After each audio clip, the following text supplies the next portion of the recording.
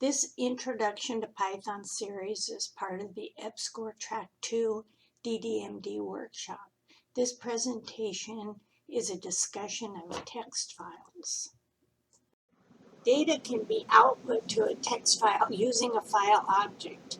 To open a file for output, we use the open function, specify the name of the file, and specify our access mode as W. This function returns a file object, and in our example, we assign it to the variable output file. If the file does not exist, it's created. If it already exists, the Python interpreter opens it. When data are written to the file and the file is closed, any previously existing data in the file are erased. Data can be written to a text file using the write method of the file object. Here's an example of a write statement where we have our file object, which is output file dot write, and then specify a string that we want to write to our file. The file method write expects a string as an argument. Integer and floating point numbers must be converted to a string before being written to an output file. In this small code segment, I open a file called myfile.txt and I assign it to the file object output file. Then I attempt to write the integer 32 to the output file. And you can see that the Python interpreter throws a type error exception. And the specific error message is that the argument must be a string, not an int. Here's an example of writing 100 random numbers between 1 and 500 to an output file. We import the random module and we open a file in the subfolder input files called integer.txt using the access mode W for output. And we assign this file to our file object output file. Then we're going to generate 100 random numbers between 1 and 500. And for each number, we're going to convert it to a string. We're going to add a carriage return line feed at the end of the string, and we're going to write that string to our output file. And lastly, we'll close our output file. What if we wanted to know the average of the random numbers that we generated in our previous code segment? So we can open that same file for input, initialize our sum and our count to 0, and then for each line in the file, we convert the line to a number and add that number to sum and count it. And when we've processed every line in the file, we can calculate the average by dividing sum by count, and we can print the average.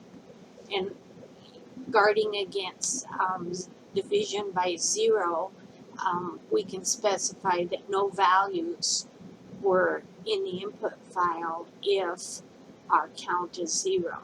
And then finally, we close our file. A CSV file, comma separated values file, is a type of plain text file that uses specific structuring to arrange tabular data. Because it's a plain text file, it can contain only actual text data. In other words, printable ASCII or Unicode characters. Each piece of data is separated by a comma. But in general, a separator character is called a delimiter, and the comma is not the only one used. Other popular delimiters include a tab, colon, semicolon. Properly parsing a CSV file requires us to know which delimiter is being used. Here's an example of a CSV text file. In this example, the first line of text represents the headers. So we have street, beds, bath, and price per square feet. Each additional line within the file represents one record, or in this example, one property.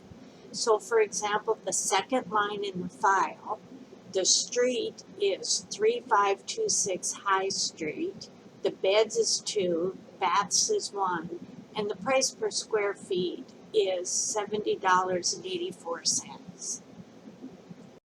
Here's a code segment that shows how we could start processing our CSV file. So in this example, we open our realestate.csv file for input, and we assign it to the file object real estate file. Then we want to read the first line of code as our headers. So we take our file object real estate file and we execute its read line method. This reads one line from the file, and in this example we assign it to the variable headers and we print out the headers. Now we can process every additional line in the file using our for loop. Recall that in our real estate file CSV example, the first line of text represents our column headers. We can take advantage of the fact that we know that each column header is separated by a comma in order to be able to access them individually. In this code segment, we open our real estate CSV file for input and we assign the file object to the variable real estate file. Then we call the read line method of the file object real estate file, and we assign the very first line of text to the variable headers. So headers is equal to the value streets, comma, bed, comma, bath, comma, price per square feet. Well, we can take advantage of the fact that we know that each individual column heading is separated by a comma in order to parse this header string into individual column headers. We're going to take advantage of the fact that Python strings have a method called split, and the split method allows us to split a string into substrings based on a given string. So in our example, we're going to take our header string and we're going to split it using the comma, and we're going to assign those substrings to column heading. So in our example, you can see that now we have a list of individual column headings. Street is column heading 0, beds is column heading 1, bath is columns heading 2, and price per square feet is column heading 3. This code example just shows how we can access each one of the column headings individually. So again, we read the first line in our file and assign it to the string headers. And we see that headers is equal to the string streets, bed, bath, and price per square feet. Then we split that string into column headings, and we can access each one of those column headings individually. So we have a for loop. We know that there's 4 headings, so we just say for each heading 0 through 3, we're going to print the heading number and the value stored in column headings. So street is 0, beds is 1, bath is 2, and price per square feet is 3. Let's consider an example using this real estate data. So given the set of real estate property, write a Python program that will determine the most and least expensive property. Our input for this real estate example will be our real estate property, and it'll come from our CSV file. So we'll read the input from this file and we'll determine the most and least expensive property. and then we'll output the address and the cost of the least expensive property and the address and cost of the most expensive property, as well as the number of properties that we processed. In order to determine the most and least expensive property, we need to be able to access the cost for each property, remembering that each line in our files represents a separate property.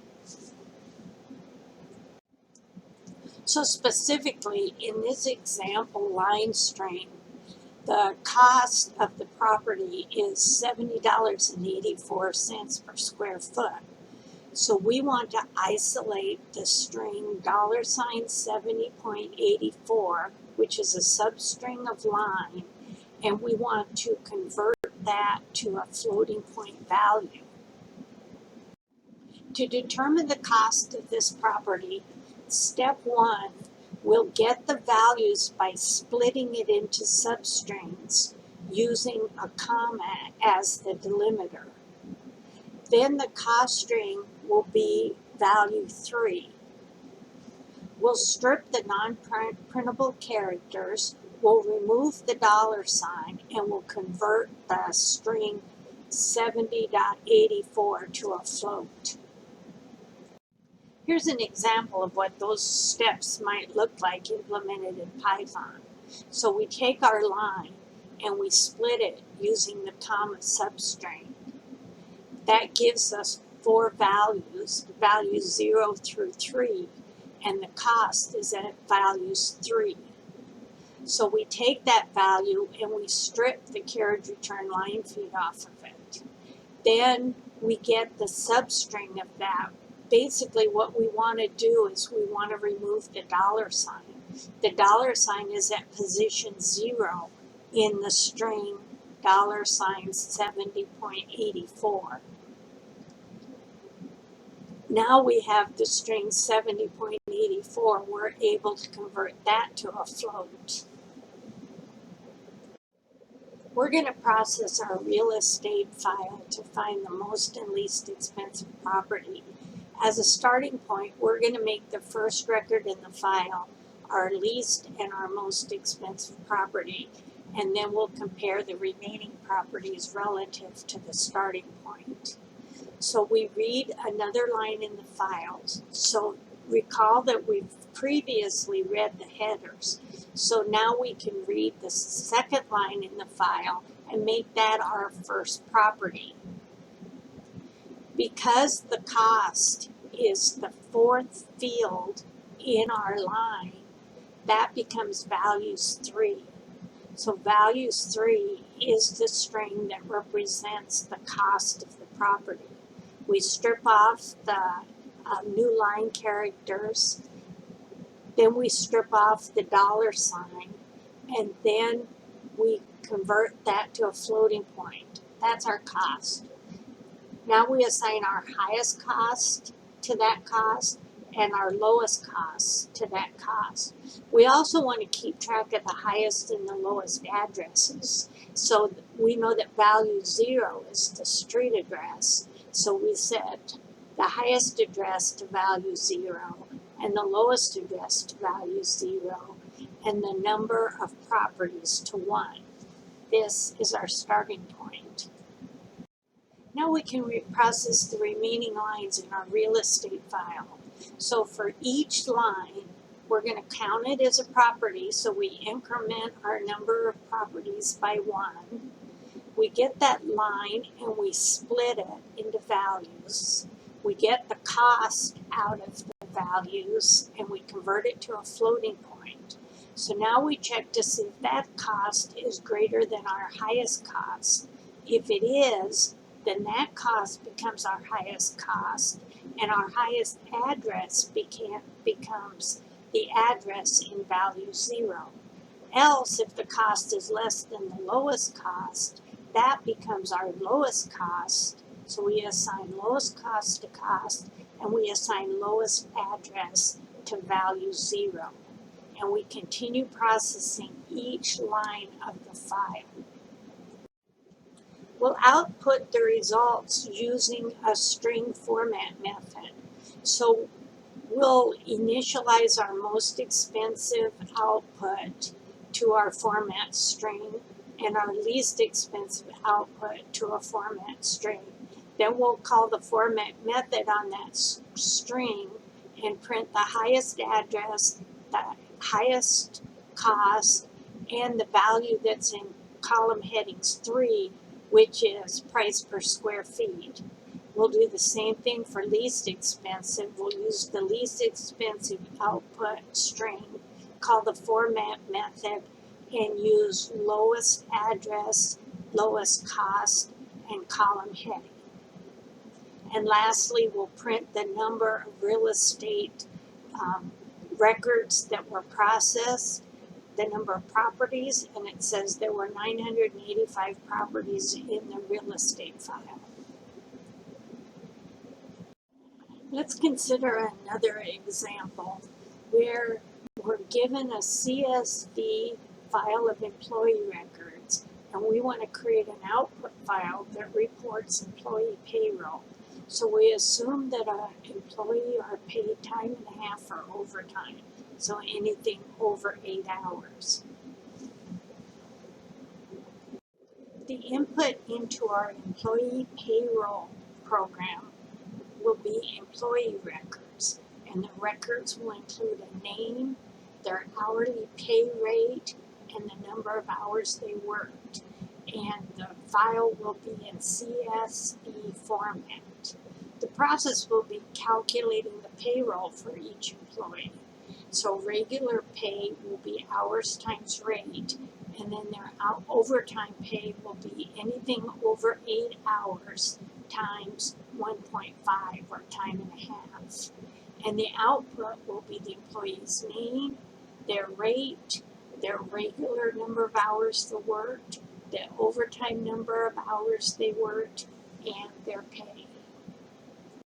Here we present an example of the CSV file that'll be input into our employee payroll program, and then an example of what the output file will look like, where the output includes the employee name, their rate, the regular hours that they worked, whatever overtime hours they worked, and their calculated pay. Here's one example of a solution to our employee payroll problem. First thing we do is we open our file. So we open our employee file or our CSV file for input, and we open our payroll report or our payroll.txt file for output. The next thing we do is we want to create our header line. So our output file requires a header line where our headers are name, rate, regular, overtime, and pay. And we want to format those so that our output is in columns. The next thing we want to do is write that header to our output file. Now we're going to create a format for our employee lines. So we have in our employee lines, we're going to format the name, rate, hours, overtime, and pay. So we've created a format field for each of those values. We want to read past the first line of our input file because we know that represents a header file, and that is not part of our employee data. Now for each additional line in the file, each line represents an employee, and we know each line has a name, an hourly rate, and the number of hours worked. So we get the line, we split it using the comma, and we have our values. So value 0 is assigned to the variable name. Values 1 is converted to a float and assigned to the value rate. And values 2 is converted to a float and assigned to the variable hours. Now we can calculate the pay. So if hours is greater than 8, we calculate the overtime is hours minus 8. Regular hours equals 8. And then we calculate the pay, by 8 times rate plus overtime times rate times 1.5. Otherwise, the hours are less than or equal to 8, and we can calculate just regular pay. So pay equals hours times rate, and the number of overtime hours is 0. Once we've calculated an employee pay, we can write that to our output file. So I'm going to format pay so that it has a dollar sign. And then I'm going to write to our output file using our payroll format, name, rate, hours, overtime rate, and pay. After we've completed processing each of the employee pay, we close the output file and we close the input file. Here's an example of what the resulting output file might look like opened in Notepad.